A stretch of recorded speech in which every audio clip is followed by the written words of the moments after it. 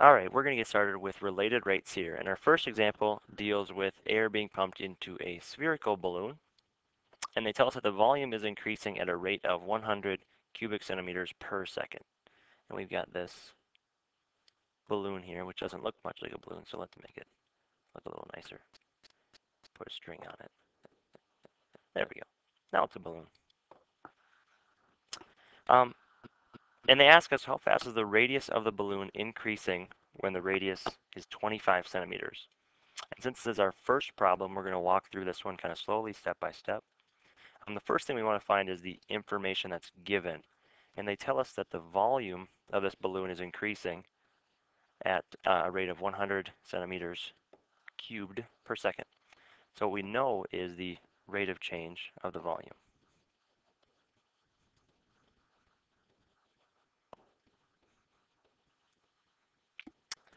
What we want to know, what we're trying to find, is the rate of change of the radius when the radius is 25 centimeters. So here is rate of change of the radius of the balloon.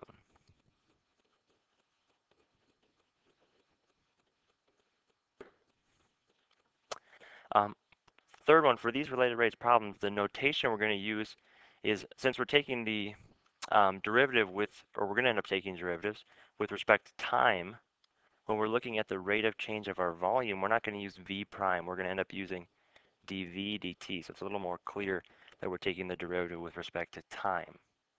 And in our case, dv dt is 100 cubic centimeters per second. Same thing with our radius. We want to find our rate, or find the rate of change of our radius. That's what we're trying to find here, and that is dr dt. Again, we're taking the derivative with respect to time. And this is when the radius is 25 centimeters. So now we set this problem up. Let's get started on actually solving it. Here's the question again, so we'll scroll down a little bit. And we need to think of an equation that relates radius to volume. And the equation that relates it is the volume of a sphere. So hopefully we haven't forgotten volume of a sphere. The equation is 4/3 pi r cubed.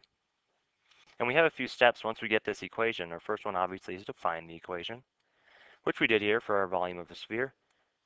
After that, we're going to take the derivative and then plug in our known values and solve for what we want to find. So in this case, taking the derivative, again, our notation is dv dt, taking the derivative with respect to time. 4/3 pi is a constant value, so we only have to focus on r cubed when we're taking the derivative. 4/3 pi is here. Derivative of r cubed is 3r squared. Make sure we don't forget this, dr dt. So again, derivative of the radius with respect to time. Step 3 is plugging in our known values. We know that the rate of change of our volume is 100 cubic centimeters per second. Here our 3's cancel nicely, we can do that. And we're left with 4 pi r squared dr dt. We also know the radius. The radius is 25. Before we do that, we can divide by 4 though. Let's get rid of those. So 25 equals pi times 25 squared times dr dt. 25 squared is 625. So we have 25 equals 625 pi times dr dt, and then divide by 625 pi. So dr dt is 25 divided by 625, and I seem to have lost my calculator. There it is. Oh, 25 divided by 625. 0 point. Oh, that's a bummer. Let's get rid of that. That's better. As you can see, I made a computational mistake the first time I did this. Make sure when you plug in your calculator, you put parentheses around 625. But the rate of change of our radius is 0.0127. Our units, since this is taken with respect to time, it's a rate of change, are centimeters per second. So for our spherical balloon, the rate of change of our radius, when our radius is 25 centimeters, is 0.0127 centimeters per second.